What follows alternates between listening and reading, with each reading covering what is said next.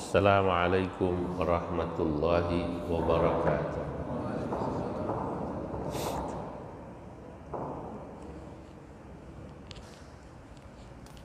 Bismillahirrahmanirrahim. Alhamdulillahi rabbil alamin. Wassalatu wassalamu ala asyrafil anbiya wal mursalin. Sayyidina wa habibina wa syafi'ina wa maulana Muhammadin wa ala alihi wa ashabihi wa man tabi'ahum bi ihsan ila yaumiddin, amma ba'du. Bismillahirrahmanirrahim. Qala al-musannifu rahimahullahu ta'ala wa adaman naf'a bihi wa bi barakati ulumihi, amin. Al-uzlatu wal fikratu. Bab ini menjelaskan tentang apa itu hakikat uzlah, wal fikratu, dan faedah dari tafakkur. Walamma kana takhallusu, maka tatkala ada at-takhallusu, untuk selamat, min daqaiqir riya'i, dari lembutnya riya. Orang kalau mau selamat dari riya yang sangat-sangat halus, wa makhadi'in nufusi, dan bagaimana dahsyatnya godaan nafsu, la yakunu fil ghalibi, tidaklah ada umumnya, illa bil fikrati, kecuali dengan bertafakkur. Orang kalau pengen selamat dari penyakit riya dan dari godaan nafsu itu, ya umumnya baru bisa kalau dia banyak tafakkur, banyak merenung. Wala tatimmul fikratu illa bil uzlati, dan merenung itu akan sempurna atau tidak akan sempurna kecuali ya pakai uzlah. Orang tafakur itu kalau mau dapat emang kudu sepi. Lo rame tafakur susah.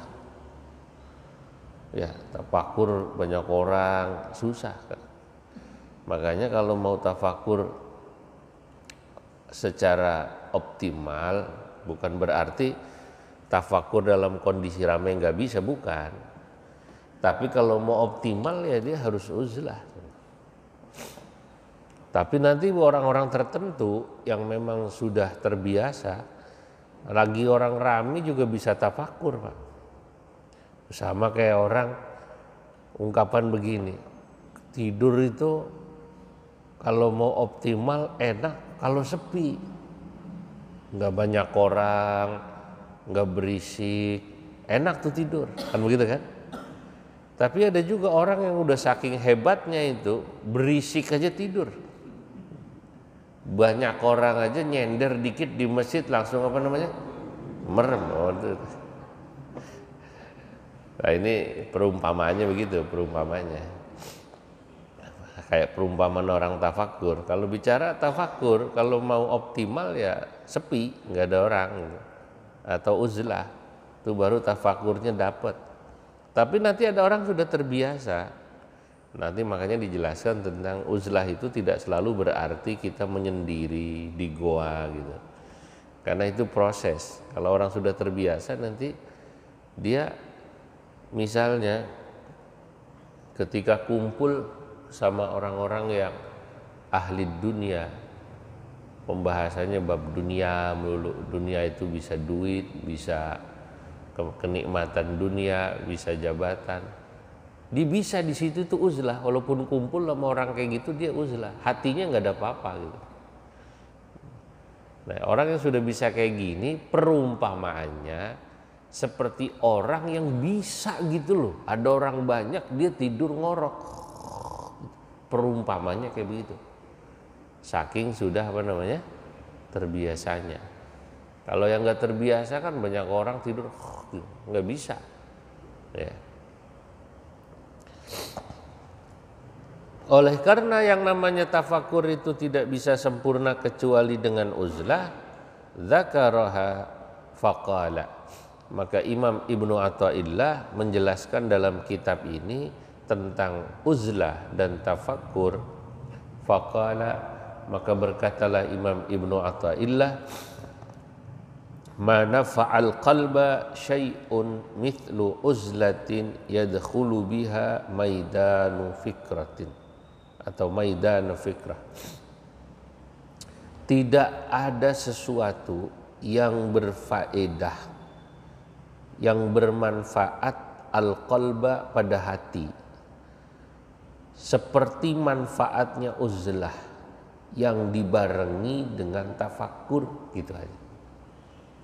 Jadi kalau Anda mau tanya, kata Imam Ibnu Athaillah, Pak, gimana caranya hati saya ini yang tadinya sombong pengennya tawadhu, yang tadinya kurang syukur pengennya syukur, yang tadinya kurang sabar banyak ngeluhnya terus biar bisa sabar, yang tadinya kurang bisa nerima qadha qadar supaya bisa nerima.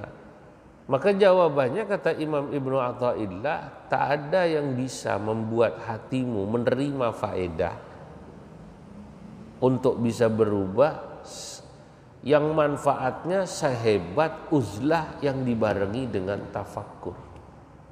Itu kira-kira makna muradnya begitu.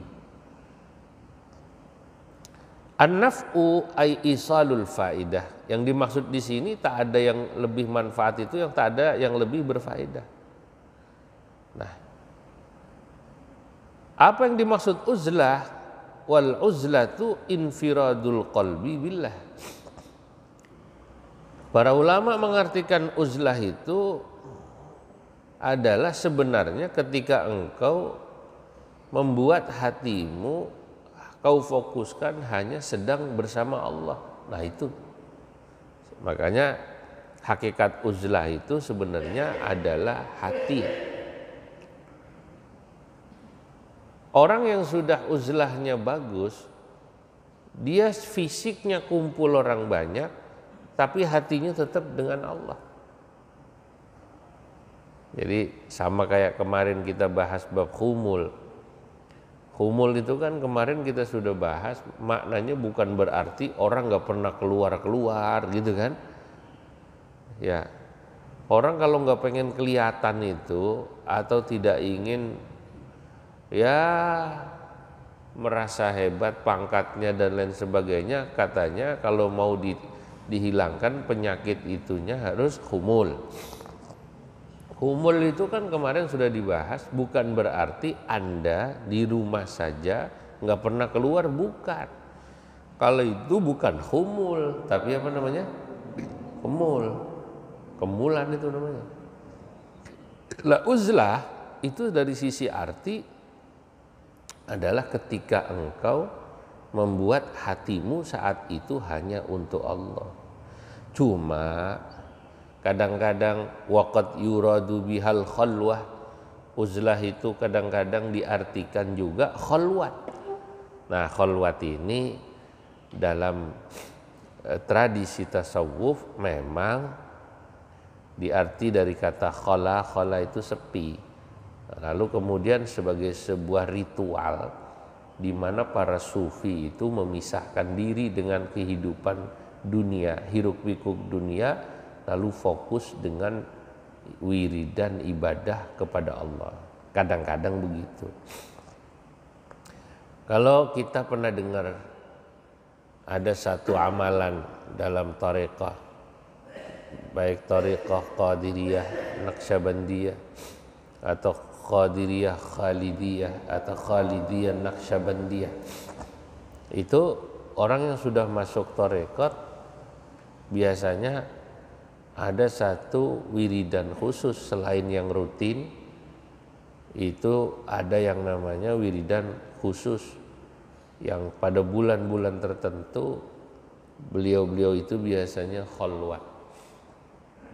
Nenek saya itu dulu, ya nenek istri saya, ya karena kebetulan buyut saya mursyid Khalidiyah Naqsyabandiyah, itu musolanya pada bulan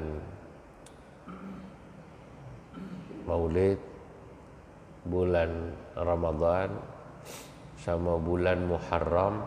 Itu biasanya kalau bulan Ramadan ada yang sebulan, ada yang 10 hari. Itu orang-orang masuk ke situ. Udah kalau sudah masuk di musola, umumnya udah tua-tua, umumnya 10 hari mondok lah ya.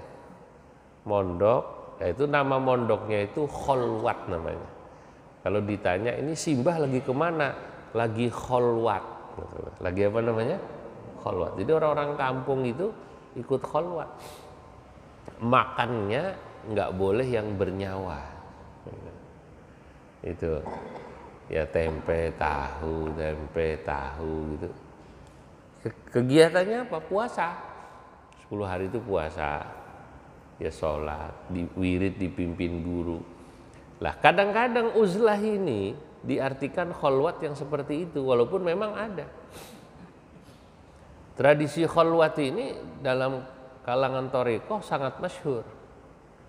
Maka mursyid-mursyid thariqah itu sangat dihormati biasanya di kampungnya. Kenapa? Karena santrinya ikut kholwat banyak, Pak. Saya pernah hadir haul seorang kiai besar. Kiai besar itu dulu ngambil thariqah Qadiriyah Naksabandiyahnya dari kakek buyut saya, Syekh Abdul Karim, Banten. Di Sugul Lail. Di Sugul Lail itu Pasar Seng. Dulu nama klasiknya Sugul Lail. Apa namanya? Sug itu artinya pasar, lail itu artinya malam. Nah, karena emang kalau malam rame. Orang yang haji di bawah tahun 2005 itu pasti pernah ingat apa namanya? Sugul Lail, pasar malam. Pasar malam, pasar apa namanya? Seng. Ya nggak apa-apa. Belakangan namanya Pasar Seng karena tutupnya Seng. Tapi kalau ditarik 100 tahun lalu itu orang Arab nggak kenal Pasar Seng, tahunya Sugul Lail, apa namanya? Pasar malam, karena di situ orang ramai. Nah, disitulah zawiyah ulama-ulama Indonesia, Syekh Nawawi Al-Bantani, Syekh Abdul Karim Al-Bantani, itu di situ. Nah, ngambillah kiai ini namanya apa namanya? Namanya Nawawi kebetulan. Kiai Nawawi ngambil kepada kakek saya. Saya ke sana karena cucu beliau, buyut malah bertemu saya minta dihadiri, saya hadir. Beliau guru thariqah, Pak. Yang hadir mungkin hampir 5.000 lebih. Itu santrinya itu yang biasa ikut kholwat. Saya lihat sendiri itu ya, salaman sama kiainya itu, Masya Allah, dari pagi sampai ya jam 2, jam 3 itu nggak berhenti gantian, antri. Kiainya sabar lagi, Masya Allah. Nah, dan itu ketika salaman tuh salamannya bukan salaman biasa, salaman fasih gitu loh. Salamannya fasih, paham nggak ini? Masya Allah. Tapi yang kiainya udah itu taruh, salah orang ngasih taruh. Ada yang nyeletuk, wah saya juga kalau salamannya model begitu sampai malam juga kuat. Paham nggak kira-kira? Santrinya itu salaman. Nah itu kenapa itu kok begitu taat santrinya? Makanya dalam tradisi thariqah itu biasanya santri itu begitu taat ya karena mereka biasa dibimbing ketika kholwat, wiridan, mengosongkan diri. Nah, kholwat itu sebenarnya hanya sebuah cara untuk uzlah. Paham nggak ini? Tapi uzlah itu bukan hanya kholwat. Karena yang penting daripada uzlah sesungguhnya adalah bagaimana kau bisa mengosongkan hatimu ya pada satu waktu untuk selain Allah. Artinya pada saat itu hatimu hanya untuk Allah. Itu uzlah. Orang ketika dia di pasar bisa begitu, tetap aja namanya uzlah. walaupun tidak pakai kholwat di masjid yang nggak keluar-keluar. Malah kalau di masjid nggak keluar-keluar, nggak taunya hanya manfaatin wifi masjid, itu bukan kholwat. Nggak taunya di masjid apa namanya, main HP. Nggak pulang-pulang ditanya, bapak lu mana? Lagi kholwat mah. Nggak taunya di masjid lagi apa namanya, main HP. Ya itu sih bukan kholwat. Kalau itu kholwat secara fisik tapi tidak secara hati. Padahal yang namanya uzlah itu yang dimaksud adalah kholwat secara hati. Kenapa kok uzlah seringkali disebut dengan kholwat? Padahal ya bukan kholwat hakikatnya. Kholwat dalam arti menyendiri, karena memang idla yanfaridul qalbu fil ghalibi illa idzan faradal qalaba. Memang kenapa kholwat itu seringkali diidentikan dengan uzlah, karena memang hati kita itu jujur biasanya tak bisa kita buat fokus kecuali fisik kita juga menyendiri dari orang banyak. Kalau kita mau tinggalkan makhluk lewat hati kita, memang umumnya kita harus meninggalkan.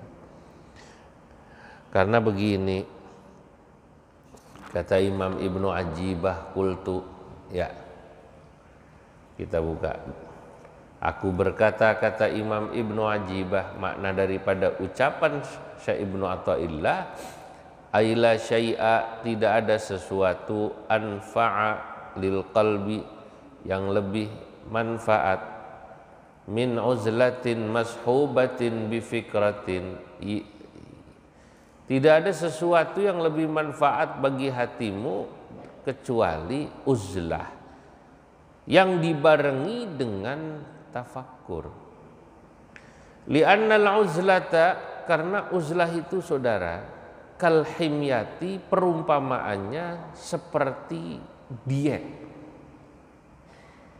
Wal fikratu kaddawai, sementara tafakkur itu seperti obat.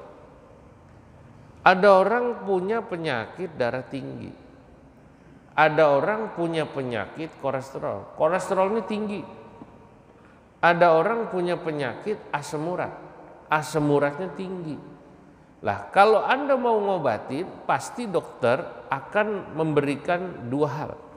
Satu, obatnya buat menurunkan kolesterolnya.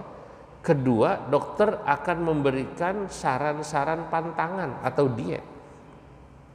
Pak, ini obatnya ya, jangan makan jeroan, namanya asam urat jeroan ya. Sayur dok, sayur sebenarnya nggak apa-apa, cuman hindari yang ini. Kacang-kacangan dok, ya kacang-kacangan sebenarnya juga ada lah semuratnya, cuman ya kalau bisa hindari kacang mete ini. Ah, itu namanya diet. Lah uzlah itu seperti pantangan, seperti diet. Tafakur itu ya obatnya. Fala yanfa'ud dawa'u min ghairi himyatin. Kata Imam Ibnu Ajibah, ini juga bahasa Imam Ghazali juga mirip begini di Ihya. Obat itu boleh dibilang manfaatnya kurang kalau ente nggak pantangan. Obat kolesterol diminum, tapi duren dimakan, lu tinggi mulu lah kolesterolnya. Obat darah tinggi diminum, tapi apa tuh yang bikin cepet naik darah tinggi? Makanya kambing atau bangsa yang percikan gitu, yang kadar garamnya tinggi, kan naik. Obat asam urat diminum, tapi makan daging-dagingan, jeroan, masih doyan. Makan bubur ayam aja udah satenya pasti sate ati sama sate empelan, ya susah.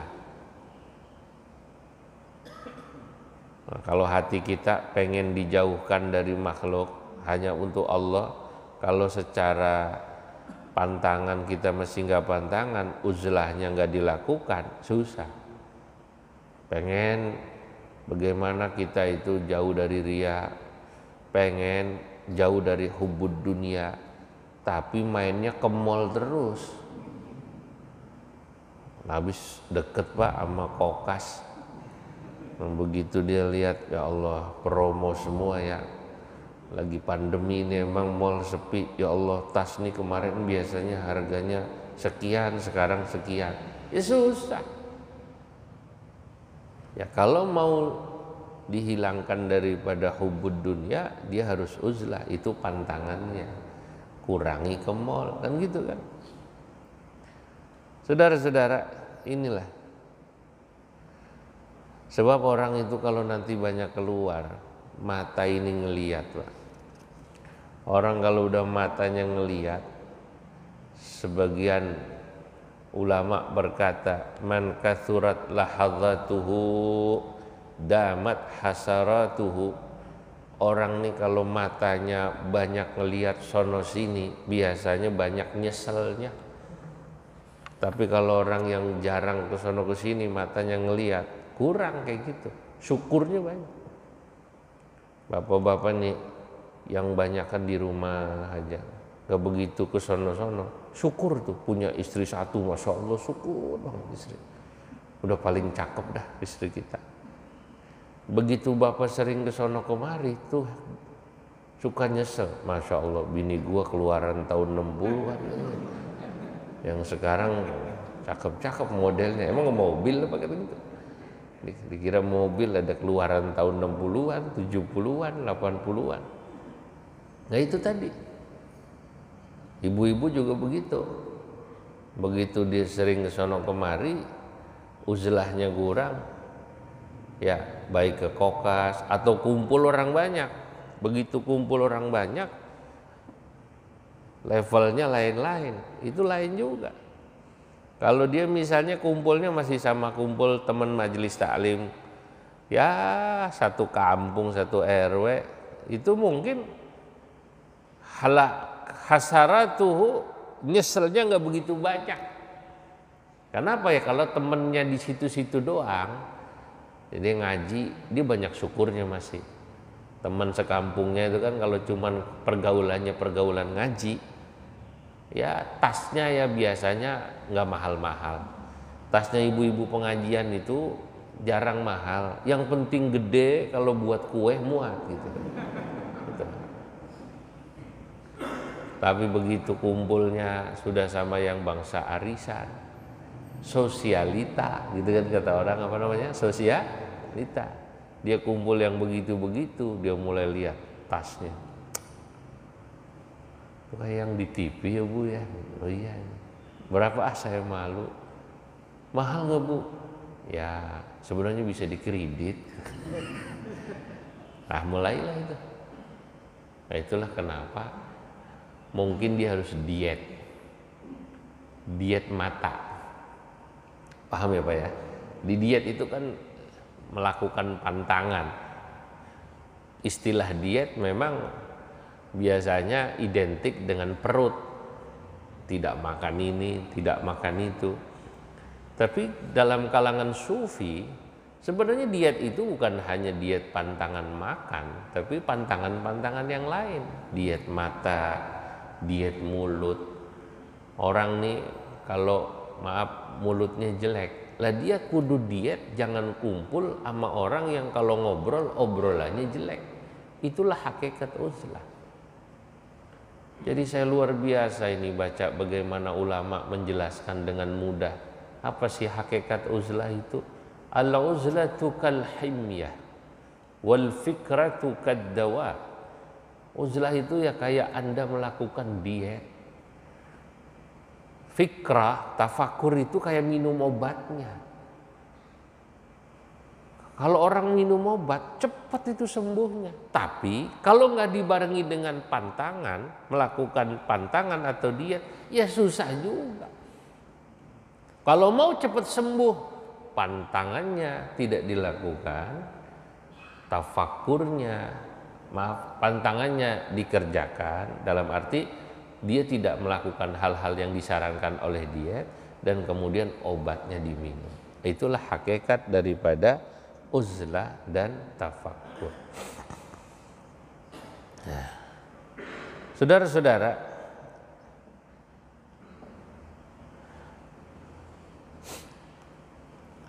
waqad qalu, dan sungguh ulama telah berkata, ini saya pilih pada poin-poin penting. Innal qalba, bahwasanya hatimu, kal ma'iddati, perumpamaannya dia seperti perut. Hati itu kayak perut. Idza qawiyat 'alaihal akhlatu, kalau perut diisi macam-macam, apa aja lu masukin, maridot, maka lu gampang sakit. Hatimu sama. Kalau semua kau masukkan di situ, yang selain Allah, apalagi dunia yang dalam arti luas, kesenangannya, kenikmatannya dengan rupa-rupanya, gampang sakit. Minimal sakit hati. Ya Allah, kenapa ya dia kaya, saya enggak? Kenapa dia cantik, saya enggak? Kenapa dia pinter, saya kurang? Kenapa dia bisa begitu? Nah itu minimal sakit hati. Nah, memang sakitnya hati ya sakit hati, sehingga kurang syukur.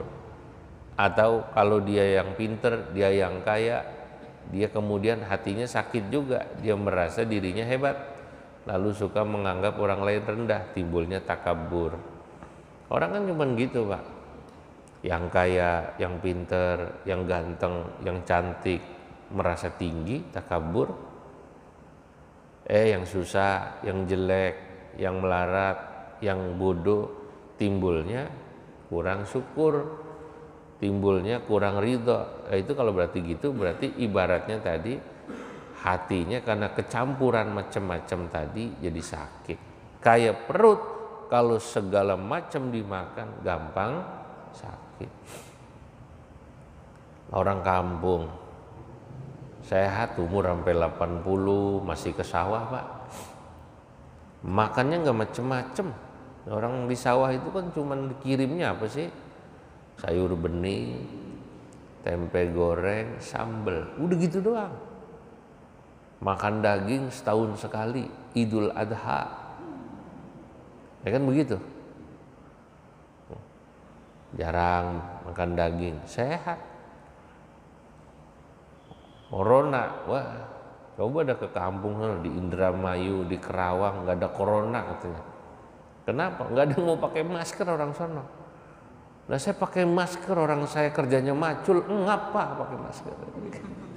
Di sawah nggak ada yang pakai masker, ya ruangannya terbuka. Nah misalnya gitu.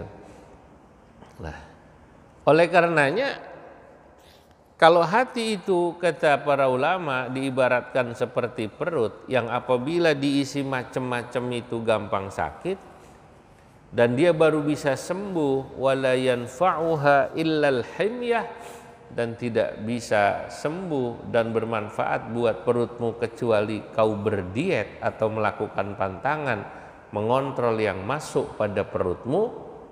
Wahiyya qillatu mawaddiha, yakni yang masuk ke perutmu jangan banyak-banyak. Wa man'iha min kathratil akhlati, dan kau harus mengontrol jangan sampai makanan yang macam-macam itu masuk ke perut, semuanya dimasukin. Kadang-kadang santan, kadang-kadang habis minum es, minum teh manis atau panas, habis panas dingin, rusak semua, giginya rusak, perutnya rusak. Nah kalau mau sembuh, lakukan itu buat perutmu. Itu kenapa Nabi Muhammad sallallahu alaihi wasallam bersabda, wa fil hadithi al ma'iddatu baitud da, perut itu sebenarnya pusat obat, pusat penyakit itu ya perut. Wal himyatu ra'sud dawa, kata Nabi, pangkal daripada ngobatin ya diet. Diet itu ngontrol makanan yang masuk. Itu perut. Hati sama. Kalau pengen jadi orang syukur, kalau pengen jadi orang sabar, kalau pengen jadi orang zuhud, kau harus diet, melakukan pantangan, ya, yakni uzlah. Maka insya Allah uzlah itu membuat hatimu bagus. Nah, saudara-saudara, wa kadzalikal qalbu, begitulah hatimu, idza qawiyat alaihil khawatiru. Kalau di hatimu, kata para ulama, sudah terlalu banyak campuran-campuran pikiran, begini begitu, begini begitu, wah, namanya khawatir. Ya, khawatir itu bahasa Arab. Khawatir itu jamak dari khatirah, sesuatu yang berbahaya, dan kemudian kadang-kadang diartikan bisikan. Jadi bahasa Indonesia khawatir. Kalau udah banyak bisikan-bisikan yang membahayakan, wastahwadza alaihil hissa maradun wa rubbama mata, bahkan kemudian pada kenyataannya itu bisa mendatangkan penyakit pada hatimu. Bahkan kadang-kadang hatimu bukan cuma sakit, ada orang, kata para ulama, wa rubbama mata, kadang-kadang hatinya mati. Dia, mohon maaf, hidup kaya raya, sebelahnya saudaranya susah, melarat-rat, nggak ada rasa apa-apa, nggak terketuk sama sekali. Itu kata orang hatinya mati. Itu hatinya apa namanya? Mati. Kadang-kadang ada orang hatinya sampai mati. Kalau pengen sembuh tuh orang, wala yanfa'uhu illal himyah, yang bisa membuat hatinya sembuh cuman melakukan diet dan pantangan, yakni uzlah. Wal firaru min mawatiniha, salah satunya dia harus lari, pergi, meninggalkan komunitas sosialnya. Kalau masih di situ susah. Orang yang hubbud dunya, kalau dia masih kumpul sama orang yang hubbud dunya semua, susah. Asal ngobrol yang diomongin nggak jauh bab duit, bab makanan, bab jabatan, bab pakaian, bab pangkat, bab kehormatan. Terus sekarang jadi apa? Ditanya jadi apa, kan gitu. Sekarang sih jadi ini. Kalau yang ditanya masih jadi apa, gitu. Ya, masih jadi ketua masjid, udah nggak dipakai sama orang, nggak tahu, misalnya. Masih jadi RW, nggak tahu dah. Kemarin saingan saya itu dia pakai duit sih, makanya jadi dia ketua RW. Masih begitu kumpulnya. Ya, selama Anda masih kumpul dalam komunitas begitu, maka penyakit hubbud dunia nggak bisa hilang. Tinggalin. Kalau orang udah ngomonginnya begitu, ya tinggalin. Nah, meninggalkan ngobrol sama orang begitu itu namanya uzlah. Lah, wahyal khiltah. Fa idza i'tazala 'anin nasi, lalu kalau kemudian kau sudah bisa meninggalkan mereka, udah nggak kumpul lagi sama komunitas begitu, Bu, udah nggak ikut arisan di sono, udah nggak saya. Kenapa? Nggak apa-apa, gitu aja. Jangan juga kita sok. Kenapa udah nggak ikut-ikut lagi di sono? Kok jarang kelihatan? Saya kalau di situ susah jadi wali saya. Kalau saya masih di situ, saya susah jadi orang benar. Nggak usah begitu. Itu terlalu juga merasa tinggi nanti. Ya, saya pengen cari komunitas yang berbeda. Fa idza tazalan 'anin nasi, apabila dia sudah bisa uzlah dari orang banyak, wasta'malal fikrata, apalagi pada saat dia meninggalkan mereka atau uzlah itu dia pakai juga fikirannya untuk bertafakur, najah dawa'uhu, insyaallah pengobatannya akan berhasil. Wastaqama qalbuhu, insyaallah juga hatinya menjadi lurus. Tapi kalau tidak pernah kau uzlah, masih kumpul aja di situ dalam komunitas itu, wa illa, kalau masih begitu terus, baqiya sakiman, seumur hidupmu kau akan sakit, hatta yalqallaha biqalbin saqim, dan kau pun akan bertemu Allah dalam kondisi hatimu sakit. Kan ada ayat yang berbunyi illa man atallaha biqalbin salim. Itu persisnya dalam surah Asy-Syu'ara. Yauma la yanfa'u malun wala banun illa man atallaha biqalbin salim. Yauma la yanfa'u malun wala banun. Di hari itu hartamu, anakmu tak ada manfaatnya, tak bisa membantumu. Bapaknya pejabat, pada saat itu di akhirat jabatan bapaknya nggak bisa nolong. Anaknya kaya, kekayaan anaknya nggak bisa nolong di hadapan Allah. Illa man atallaha biqalbin salim. Yang selamat pada saat itu di akhirat itu hanyalah orang yang ketika bertemu dengan Allah hatinya salim, hatinya selamat, sehat. Kenapa sehat? Karena ketika hidup di dunia dia melakukan diet hati. Diet hati itu uzlah. Boleh jadi diet badan dia enggak, tapi diet hati dia lakukan, itu cakep. Nah, yang repot ini orang udah diet badan enggak, diet hati enggak, wah khasara, rusak dia. Nah, di akhirat saudara-saudara, manusia itu nanti cuma dua. Ada yang menghadap Allah hatinya sehat, salim, dan ada yang tidak salim. Yang hatinya salim, sehat itu berarti ketika dia hidup di dunia, dia banyak tafakurnya, dia banyak uzlahnya. Tafakur itu ibarat dia minum obat, uzlah itu ibarat melakukan pantangan buat hatinya sehingga hatinya sehat, jauh daripada penyakit-penyakit hati, baik itu takabur, riya, hubbud dunya, hubbul jah, cinta pada materi, cinta pada dunia, cinta pada pujian, termasuk penyakit-penyakit hati yang lain. Wa qala Syekh Abdul Hasan Asy-Syadzili radhiyallahu anhu, thimarul uzlati adz-dzufru bimawahibil minnah wa hiya arba'atun wallahu a'lam bis-shawab.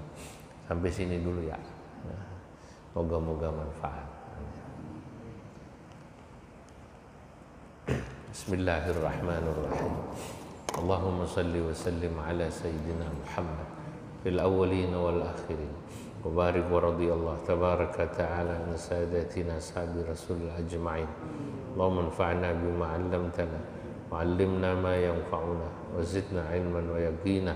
Rabbana ighfir lana wa liwalidina warhamhum kama rabbayana saghira wa li ikhwanina alladhina sabaquna bil iman la taj'al fi qulubina ghillan lil ladzina amanu rabbana innaka ra'ufur rahim. Wa sallallahu ala sayyidina Muhammad wa ala alihi wa sahbihi wa sallam walhamdulillahi rabbil alamin. Assalamualaikum warahmatullahi wabarakatuh.